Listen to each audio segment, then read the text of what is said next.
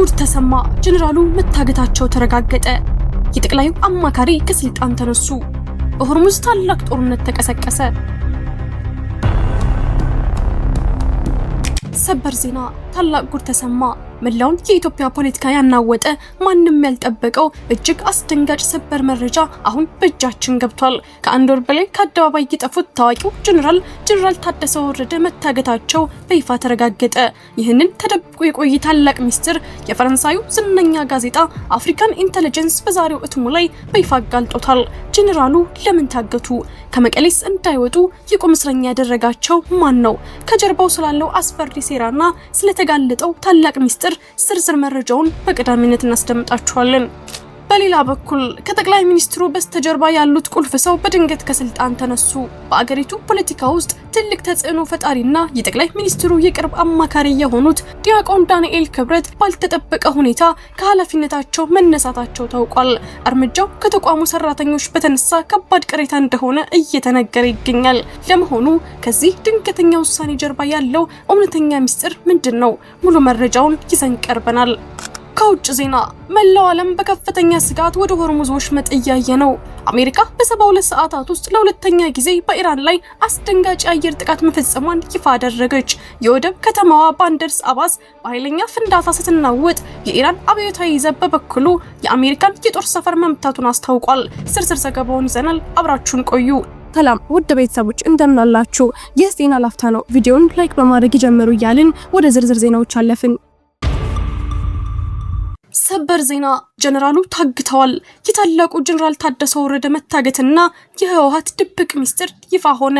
የዓለም አቀፍ መገናኛ ብዙሃንን ጭምር ያነጋገረና መላውን የኢትዮጵያ ፖለቲካ ያናወጠ እጅግ አስደንጋጭ ሰበር መረጃ አሁን በእጃችን ገብቷል። ከአንድ ወር በላይ ከአደባባይ ጠፍተው የነበሩት ታዋቂው ጀነራል ታደሰ ወረደ መታገታቸው በይፋ ተረጋግጧል። ይህንን ተደብቆ የቆየ ታላቅ ሚስጥር ይፋ ያደረገው ደግሞ ታማኙና ዝነኛው የፈረንሳይ የዜና ምንጭ አፍሪካን ኢንተለጀንስ ነው። ጉዳዩ በመላው መቀሌና አዲስ አበባ ከፍተኛ መደናገጥን የፈጠረ ሲሆን በህወሓት መሪዎች መካከል የነበረው የስልጣን ሽኩቻ አሁን ወደ ከረረ የእገታና የቁም እስረኝነት ደረጃ መሸጋገሩን በግልጽ አሳይቷል። ከአንድ ወር በፊት ዶክተር ደብረጽዮን ገብረ ሚካኤልን ፕሬዝዳንት አድርጎ በመሾም በጀነራል ታደሰ ወረደ ላይ የተከናወነው ያ የውስጥ መፈንቅለ መንግስት ዛሬ ጀነራሉን ሙሉ በሙሉ ከመቀሌ እንዳይወጡ ወደ ማገድ ተራምዷል። ለመሆኑ ጀነራሉ የት ናቸው? ለምንስ ታገቱ? የሚለው ጥያቄ መላውን ህዝብ ሲያሳስብ ከቆየ በኋላ ዛሬ ግን እውነታው ፍንትው ብሎ ወጥቷል። ጀነራል ታደሰ ወረደ ወደ አዲስ አበባ እንዳይጓዙ ከፌደራል መንግስት ባለስልጣናት ጋር እንዳይገናኙና እንዳይንቀሳቀሱ ተደርገው በቁም እስረኝነት በህወሓት ጥብቅ ቁጥጥር ስር እንደሚገኙ ተረጋግጧል። ይህ በእንዲህ እንዳለ ይህ የእገታ እርምጃ በድንገት የተወሰነ ሳይሆን ከበስተጀርባው እጅግ አስፈሪ የፖለቲካ ሴራ እንዳለበት የአፍሪካን ኢንተለጀንስ ዘገባ በዝርዝር ያመላክታል። ባለፈው ሳምንት በአዲስ አበባ ውስጥ በጀነራል ጻድቃን ገብረትንሳኤና በአቶ ጌታቸው ረዳ አስተባባሪነት አዲስ ወታደራዊና ፖለቲካዊ ምክር ቤት መመስረቱ ይታወቃል። ይህ የእነ ጀነራል ጻድቃን የአዲስ አበባው ምክር ቤት ደግሞ በስልጣን ላይ ያለውን ህወሓትን በአጭር ጊዜ ውስጥ አስወግዶ የትግራይን ክልል ሙሉ በሙሉ ለመቆጣጠር ትልቅ እቅድ ይዞ መንቀሳቀስ ጀምሯል። በትግራይ ሰራዊት ውስጥ ከፍተኛ ተሰሚነት ያላቸው ጀነራል ታደሰ ወረደ ወደ አዲስ አበባ ኮብለው በመሄድ ይህንን አዲስና ጠንካራ ምክር ቤት እንዳይቀላቀሉ ህወሓት ከፍተኛ ስጋት ውስጥ ወድቋል። ጀነራሉ ከአዲሱ ምክር ቤትና ከፌደራል መንግስቱ ጋር ከተቀላቀሉ በመቀሌ ያለው አደረጃጀት ሙሉ በሙሉ እንደሚፈራረስ ያወቀው የህወሓት ቡድን ፈጣን እርምጃ በመውሰድ ጀነራሉን በቁም እስረኝነት ዘግቶባቸዋል። ጉዳዩን ይበልጥ አሳሳቢና ሚስጥራዊ የሚያደርገው ግን ህወሓት ጀነራሉን ለማገት የወሰነባቸው ሁለት አበይት ምክንያቶች ናቸው። አንደኛውና ዋነኛው ምክንያት ጀነራሉ የነጻድቃንን ምክር ቤት በመቀላቀል በህወሓት ላይ ወታደራዊ ክህደት እንዳይፈጽሙ ለመከላከል ሲሆን፣ ሁለተኛውና እጅግ አስፈሪው ምክንያት ደግሞ በጀነራል ታደሰ ወረደ እጅ ላይ የሚገኙት በርካታና እጅግ አስደንጋጭ የሆኑ የህወሓት ሚስጥሮች ናቸው። ጋዜጣው እንዳብራራው ጀነራል ታደሰ ወረደ ድርጅቱን ለዓመታት የመሩ ሁሉንም ወታደራዊና የደህንነት ሚስጥሮች ጠንቅቀው የሚያውቁ ሰው በመሆናቸው እነዚህ ሚስጥሮች ወደ አዲስ አበባ ከወጡ ህወሓትን ለአንዴና ለመጨረሻ ጊዜ ለአደጋ ሊያጋልጡና ሊያጠፉ የሚችሉ ናቸው።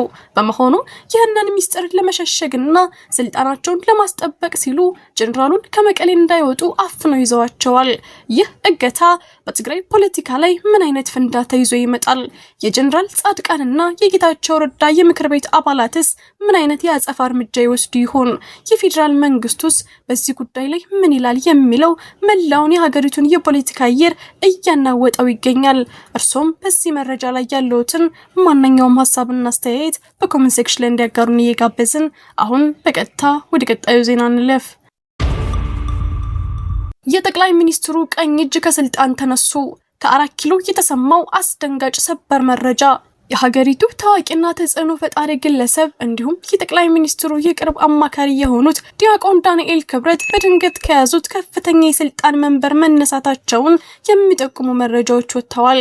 ታማኝ ምንጮችን ዋቢ በማድረግ መሰረት ሚዲያ እንደዘገበው ከሆነ ዲያቆን ዳንኤል ክብረት በሊቀመንበርነት ይመሩት ከነበረው የፋና ብሮድካስቲንግ ኮርፖሬሽን የቦርድ ሰብሳቢነት ኃላፊነታቸው በይፋ ተነስተዋል።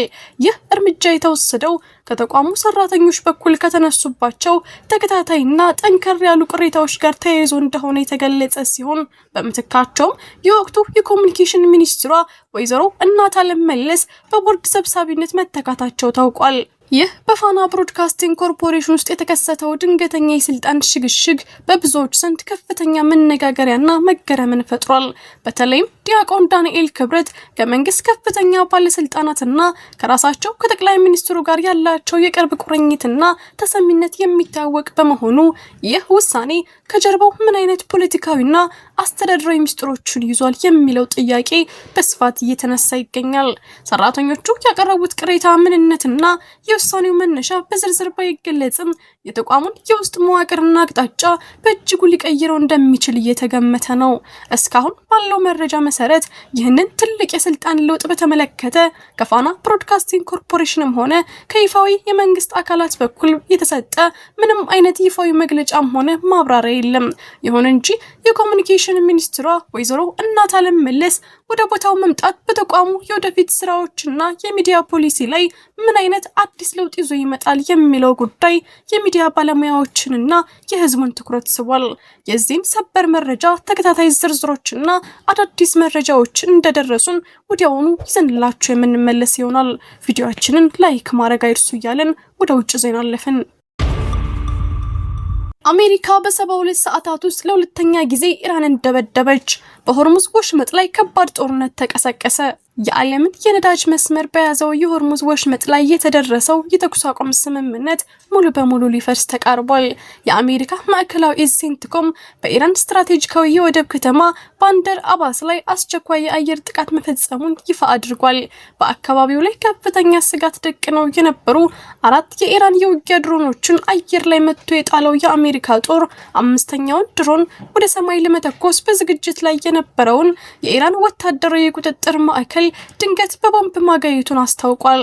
ከከተማዋ በስተምስራቅ አቅጣጫ ኃይለኛ የፍንዳታ ድምጾች መሰማታቸውን የኢራን መገናኛ ብዙሃን በቦታው ላይ ሆነው የዘገቡ ሲሆን አሜሪካ ይህንን እርምጃ ራሴን ለመከላከልና ተኩስ አቁሙን ለማስቀጠል የወሰድኩት የተመጠነ እርምጃ ነው ስትል ገልጸዋለች። በሌላ በኩል ጥቃቱ ቁጣን የቀሰቀሰው የኢራን እስላማዊ አብዮታዊ ዘብ IRGC ወዲያውኑ ወደ ከባድ የአጸፋ እርምጃ መሸጋገሩንና የአሜሪካ ወረራ መነሻ የተባለውን የሚስጥራዊ የአየር ኃይል ሰፈርን በሚሳኤል መምታቱን በይፋ አውጇል።